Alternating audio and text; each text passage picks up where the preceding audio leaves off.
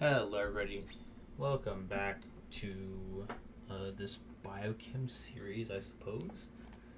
Today we're going to be looking at lecture 4. I just recorded lectures 1 through 3 and my voice is dying, so we're going to try and get through this, but yeah. For lecture 3's recap, we covered the negatively charged backbone and the hydrophobic interior. This area is good for base stacking. This area faces the water and the outside world. And then we've got the riboses that kind of just sit in the middle. When you're building DNA and stuff like that, you always polymerize and build DNA in the 5' to 3' direction. So you're always going this way in this case. And remember that the 5' carbon is going to be this carbon up here, and the 3' one's going to be like there. And it's going to be like that for every single one of these. So you're going to go bang, bang, bang, bang. So they all have a 5' and they all have a 3'. And we refer to polymerizing in the 5' to 3' direction, we mean from the very top of the strand to the very end 3' strand. 3' end of the strand. So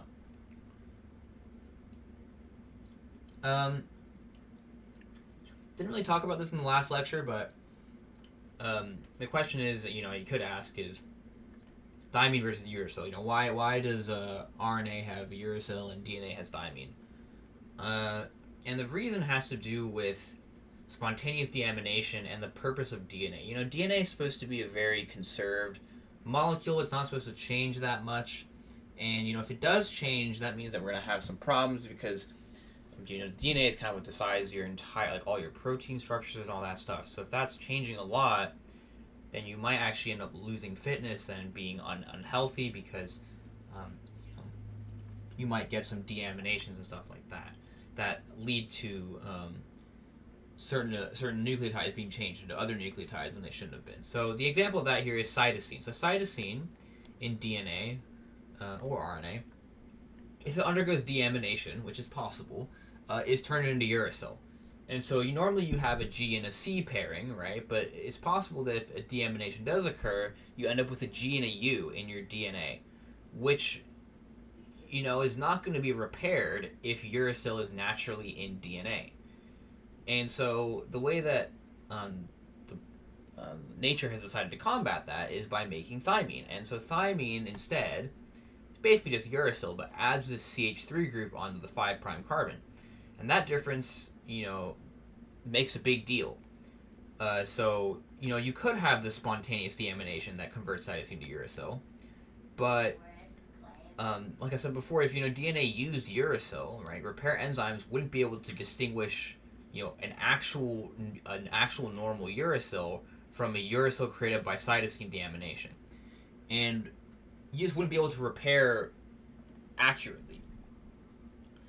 So as a result of that, thymine was used instead because, if cytosine was turned into uracil, then you'd be like, oh, wait a minute, there's no uracil in DNA, so it should be thymine instead. So then you would delete the uracil and say, oh, it's definitely because it was probably a cytosine deamination instead.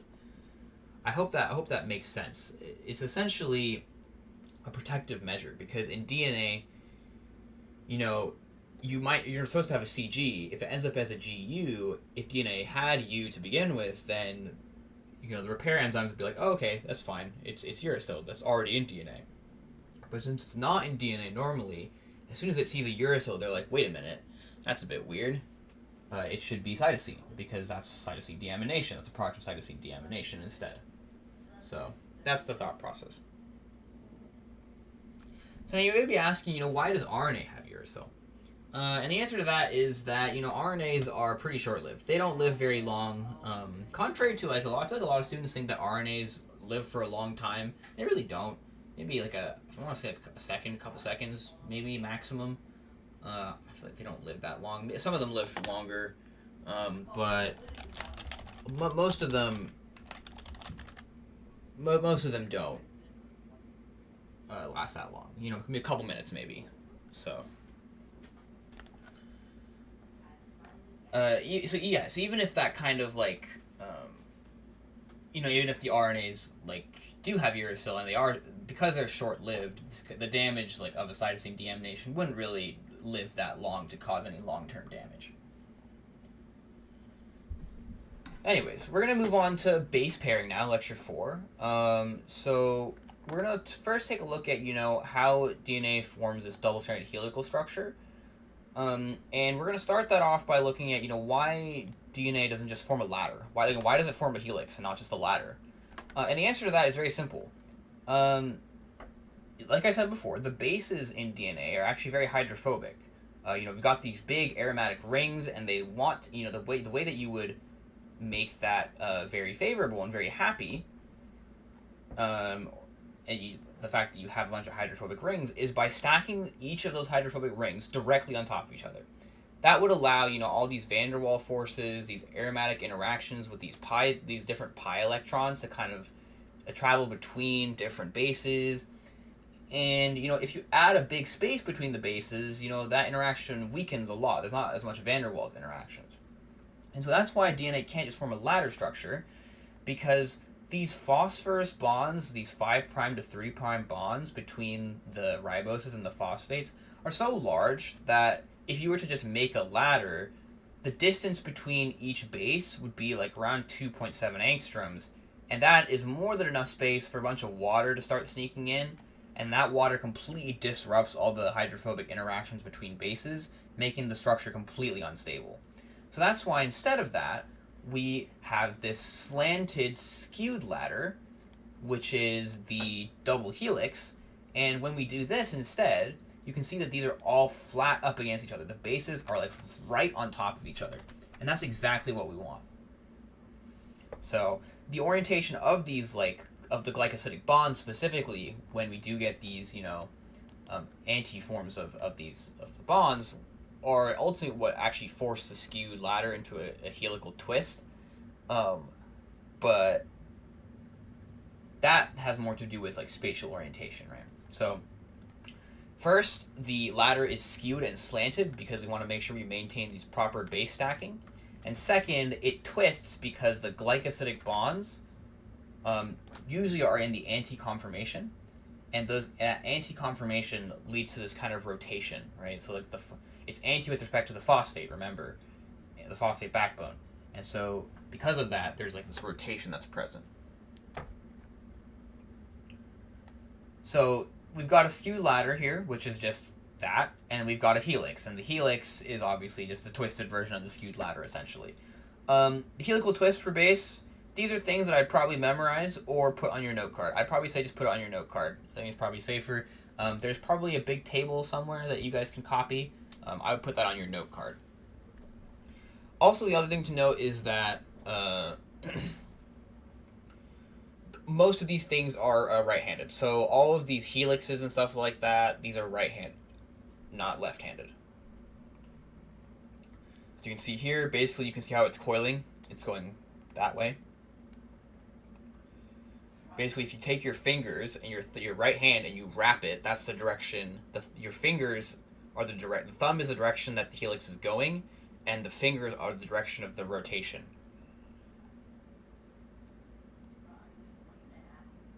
So within this helical structure, we also have these things called the major and minor grooves. And so why that's important is because a lot of the enzymes that are used for DNA replication, for transcription, all that stuff, right, for DNA binding proteins, they need to be able to access this very small molecule. And to do that, there's two grooves. There's the major groove, which is very wide, and there's the minor groove, which is this blue kind of area. Now, the way this is drawn makes it seem like that the major and minor groove is only present on a base pair level, but the truth is that you can imagine that if you have a lot of bases stacked up with each other like they are in DNA, this major groove actually becomes a very large hole, or not, a very large section in the DNA double helix that allows for proteins to bind and other molecules to bind. And on the other hand, when you look at the minor groove, this area is too small for that to happen. So as you can see here, if you look at this space here between, here I'm trying to find, so this, from this area right here to this area down here, that space is much larger than this area to this area. That's the difference between the major and the minor groove. I wish there was a better image of it, but it's not really that good. But essentially, there's like a massive difference in size between the major and minor groove, and you can see that it's very visible. So like this space here versus this space here. Clearly, this is much larger than that. And actually, proteins and stuff cannot fit into this area. It's just too small. But this area is so large that it's actually very easy to fit proteins in. And so any binding that occurs by proteins and such occurs in the major groove and not the minor groove. So if you ever get a question asking where does binding occur on DNA, it's going to be major groove.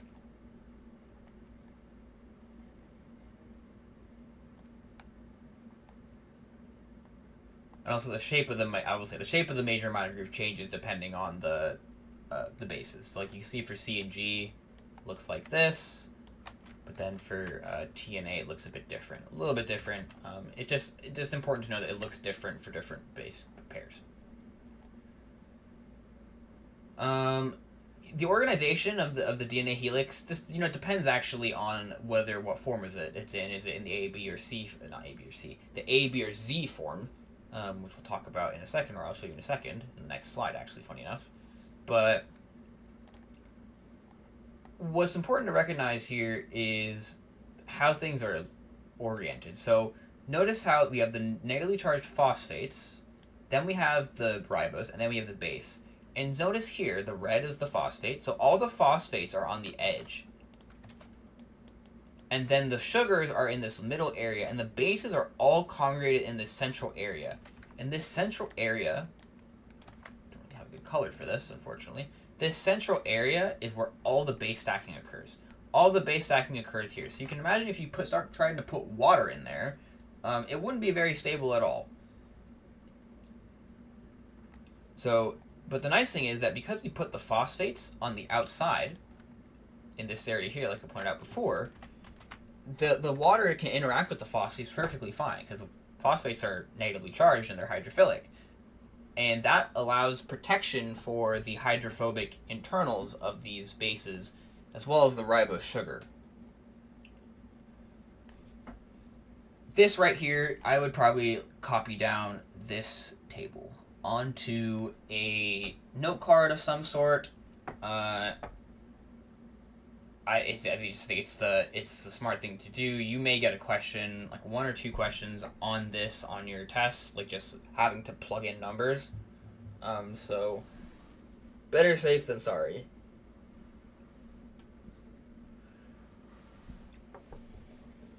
So there's 3 different helical structures. There's B, A, and Z for DNA. There's not much I can say about these. All I can really say is that B form is the most common for DNA in physiological pH and the current and like a normal in standard temperature and pressure and all that stuff, generally speaking. Because of the fact that 1, the water isn't interacting with the phosphates on the end, and also 2, so much base stacking in the middle, which is awesome. RNA adapts the A form, but that's more to do with the 2', 3' endo conformation for the riboses due to the extra 2' OH. It usually adopts the 3' endo. So it's a bit of a different issue. Now we move on to base pairing. Not base pairing, what? We move on to understanding base pairing in folded RNAs and being able to compare DNA and RNA stability. So RNA is usually single-stranded, and even though it's single-stranded, it actually ends up base pairing with itself a lot of the time. So, for example, tRNAs and rRNAs are actually very important for ribosomes. They actually make up the majority of the RNA in the cell, if I'm not mistaken. Either that or tRNA, I can't remember which one. But RNAs are usually single-stranded, and they actually base pair with themselves. They kind of fold on themselves. To make these kind of weird look-in molecules a lot of the time. And, tRNAs literally are just RNA molecules that have been transcribed but can't be translated, and instead they're used as these kind of messenger molecules. And the reason that these loops are favorable is because the loops and like these kind of weird loops are helpful because they maximize stacking, and they also stop water from interacting with the hydrophobic rings of the bases. That's why it's favorable to be in this kind of looped conformation, because we're trying to make sure all the hydrophobic stuff stays together and all the hydrophilic stuff stays together. So having this kind of loop conformation ensures that even though it's not double-stranded, you can still try and maximize stability, right?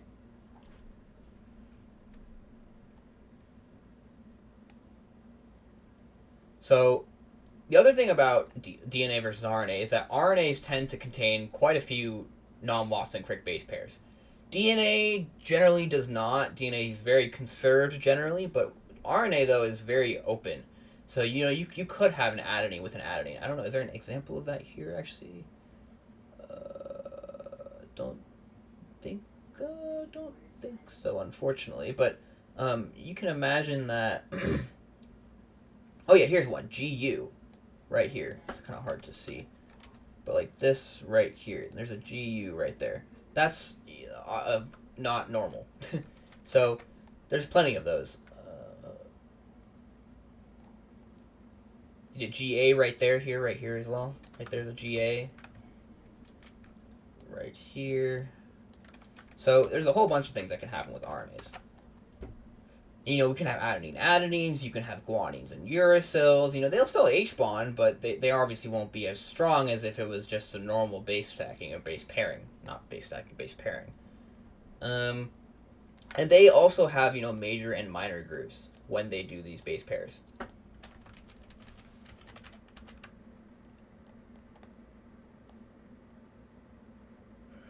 The other thing that happens is Hoogsteen base pairing. And Hoogsteen base pairing occurs when, things that are atoms that normally don't participate in H bonding begin participating in H bonding, essentially.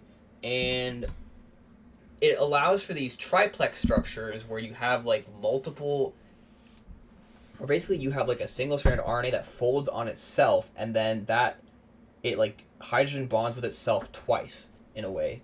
So like you can imagine that you'd have like one section of your single stranded RNA here, one section of it here, and one section here, where it's like looping back around, like doing something like a beta sheet almost, where it does like this, and like it H bonds between the three, if you will.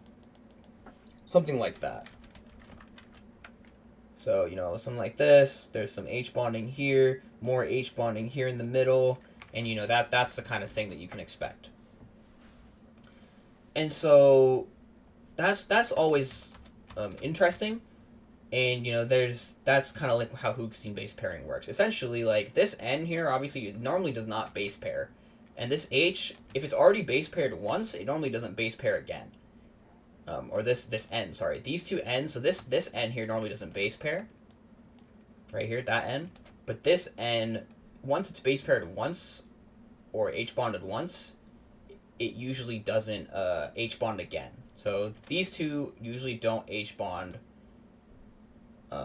or this guy doesn't H bond normally, but now it's H bonding because the other H bonding section sites have already been taken up by this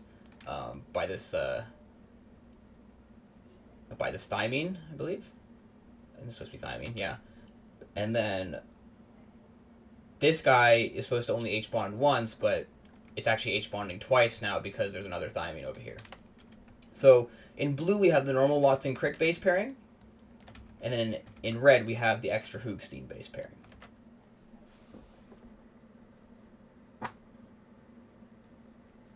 So the other thing we need to keep in mind is that the RNA backbone is less stable than the DNA backbone. And to make this very simple, the reason for that is because of the 2' OH. That is because it's very possible, especially in basic pHs, like pH 10, it's still possible pH 7. But the more basic your pH is, the more probable it is that this H right here gets removed, and as a result, this O ends up self-cleaving and removing, kicking that off, right? Like see how these arrows are showing that? This arrow here. So that grabs, this OH minus grabs that H, these electrons attack this phosphate group right here, and then it kicks off the O and the rest of the RNA. So you end up with this kind of thing and this. So now it's been hydrolyzed in two. And so that's why it's very unstable, especially at high pHs. So yeah, as I said before, they can be catalyzed by enzymes and chemicals, and also can be catalyzed by increased pH. High temperature also works because high temperature also destabilizes and increases kinetic energy, so there's also a chance if you increase the temperature that you could basically do the exact same thing as we've done here.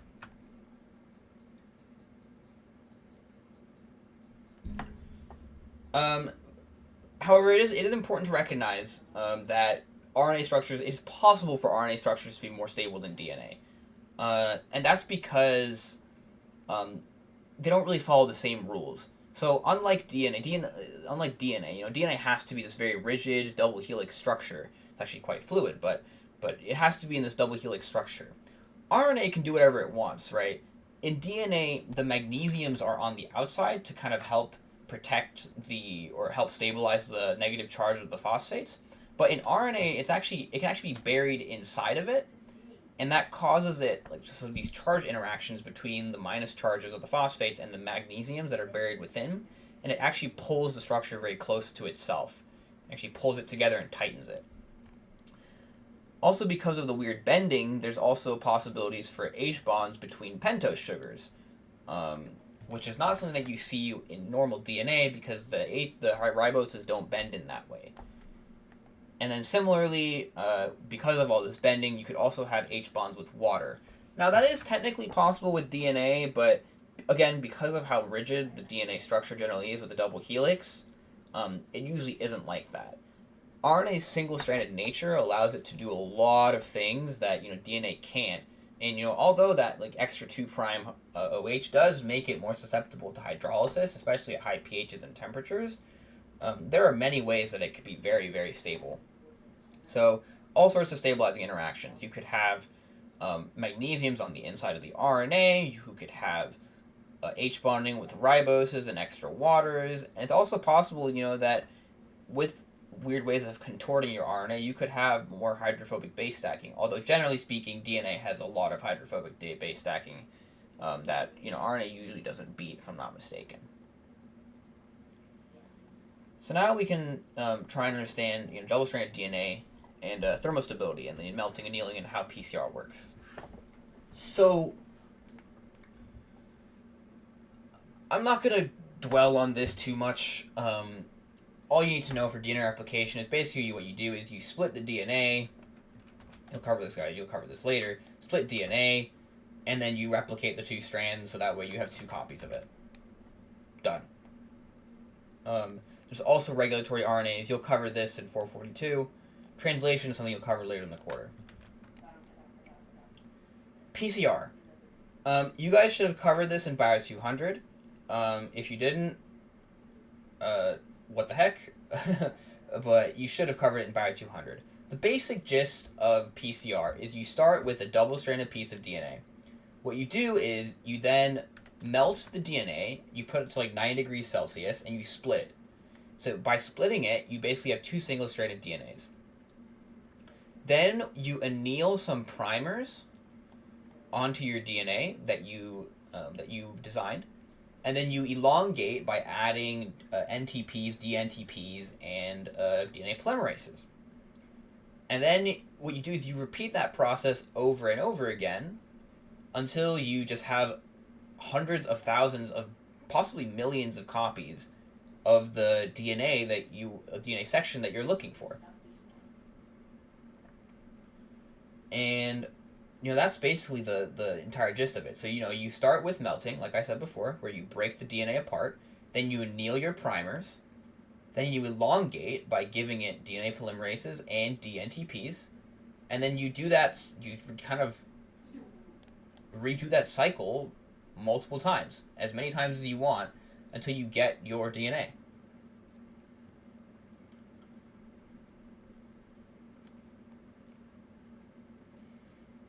So, thinking about stability, we have to think about what interactions in DNA, affect the melting and annealing temperatures. And the answer to that has to do with a lot of things about stability. So one of the first things that you can think about is, the hydrophobic interactions between bases. Actually quite strong. They are actually make up a decent chunk of the melting temperature. So 16 to 61 kilojoules per mole, it's a lot of energy required to kind of break apart those interactions. And so that stability contributes significantly to the melting temperature. So you can imagine that, if you had double-stranded DNA, you'd have to put a decent amount of heat in to actually melt it, which is why 90 degrees Celsius is generally what we use for it. So stacking interactions, hydrophobics, and remember, DNA usually is in the B form, which is very, very good at stacking bases and hydrophobic rings on top of each other. The other thing that also contributes is hydrogen bonding. So like GC content matters a lot, right? AT only has 2 hydrogen bonds. GC has 3 hydrogen bonds. So GC content matters quite a bit. More hydrogen bonds, higher melting point.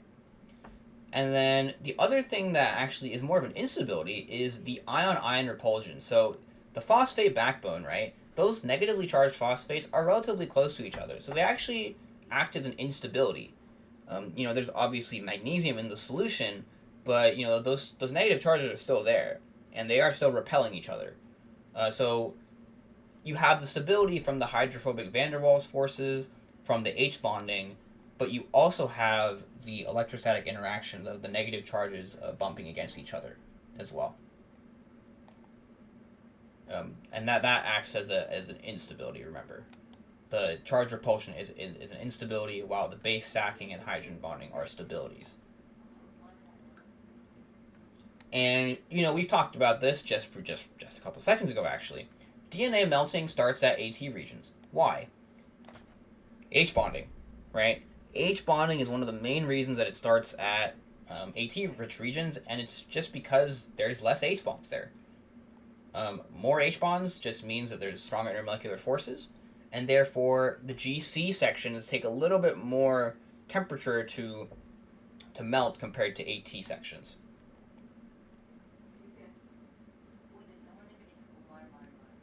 And funny enough, natural DNAs and cells have AT regions as starting sites for DNA replication, which I think is pretty cool. It makes sense, right? When you are doing DNA replication, you have to split your DNA, and what better way to do that than by using the weaker sections of your DNA to initiate that replication process.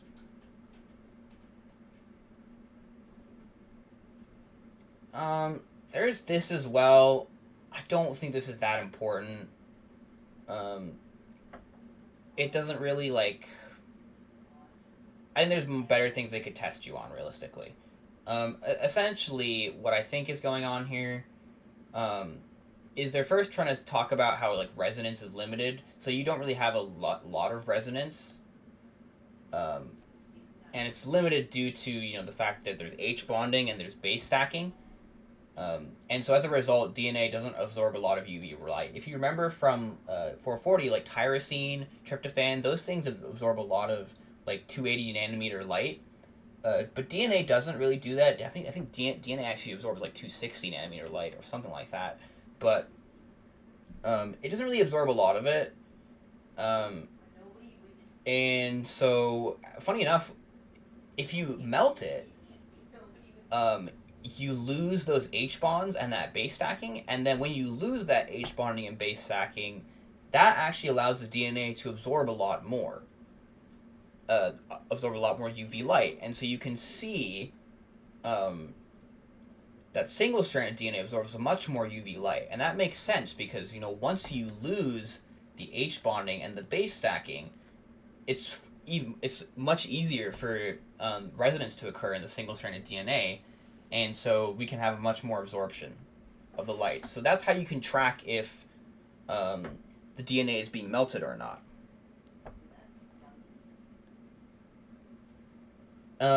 Here's more of this. You guys already know what TM is. It's the melting temperature at which half of the protein slash DNA slash sample has been melted. And, like we talked about, stabilizing forces, H bonding and base stacking, and destabilizing forces are electrostatic repulsions. The major factors that control, the melting temperature, a lot of things. So, how much magnesium is there? How much salt is there? How long is your DNA? What's the composition? Is it GC? Is it AT? Are there any mismatched pairs? Mismatched base pairs. And is it RNA or DNA? If it's RNA, that the 2' OH, does lead to a lot more unstable RNA usually. So there's a lot of things to keep in mind. With the ionic strength, right? You can imagine that if you put like a bunch of chloride in there, like sodium chloride, maybe the chloride actually disrupts the DNA and makes it easier to melt. With magnesium, like if you add magnesium, that stabilizes it. That actually makes it harder to melt. The length of a chain, if you have 10 base pair chain versus a 20 base pair chain, 20 base pair chain is going to have more hydrogen bonds, and so that makes it harder to melt. Similarly, if you have a composition of mostly GC, if I have 10 GC base pairs versus 10 AT base pairs, a lot more hydrogen bonds in the GC base pairing, right? So that's going to be harder to melt. Mismatched pairs, always mismatched pairs tend to have fewer hydrogen bonds. They also don't fit geometrically very well, and so that can lead to lower melting points. And then for RNA versus DNA, like I said before, the RNA has the extra 2' OH, makes it far easier to hydrolyze, especially at higher temperatures and higher pHs. Here's a complex annealing experiment. I wouldn't even bother. I don't think this is very important. I would be so surprised if they tried to test you on this.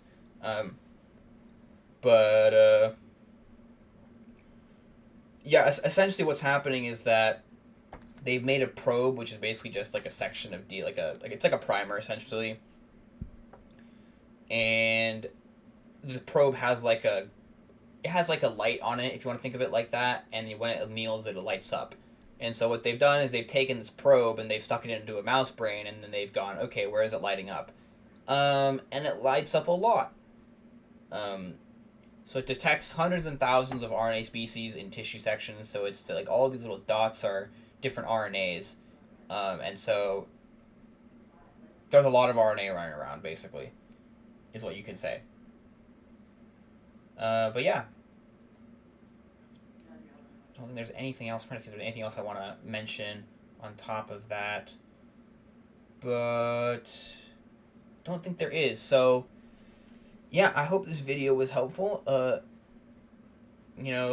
getting to the point now where, it's starting to get a little bit more dense in content, but hopefully these videos are at least somewhat helpful in trying to make sure that the information is not so dense that you're just being overwhelmed. But yeah, I hope the video was helpful, like I said before, and I'll see you guys in the next one.